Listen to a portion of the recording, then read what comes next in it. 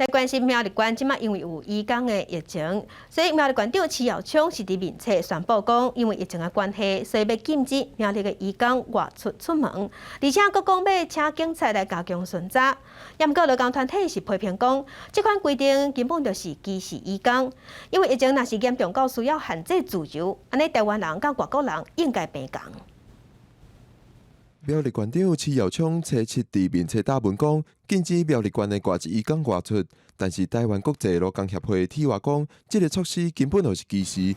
其实为去年开始，就有一寡公司颁定相同的规定。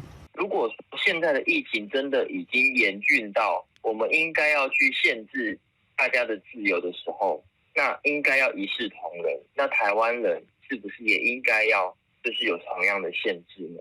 有些移工会不满，可是不满有没有不满到说他要去抱着失去工作的风险去做申诉呢？就可能也没有到那样。苗栗县政府批会，县内的电子公司确实有因为移工的群聚造成感染，县长才会做这种决定，避免变成社区感染。不过，针对劳工团体质疑，这个规定是歧视，苗栗县政府讲，这部分无要回应。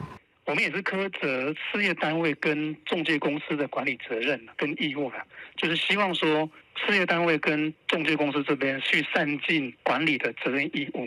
好，所以这一部分事实上也没有苛责到移工本人的部分。铁话讲，应该研究看卖，敢有其他的做法，因为限制人身自由是真重大的代志。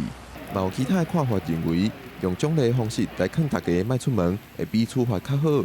县政府讲，这部分会过来研究。记者郭碧君、郑派文台北报道。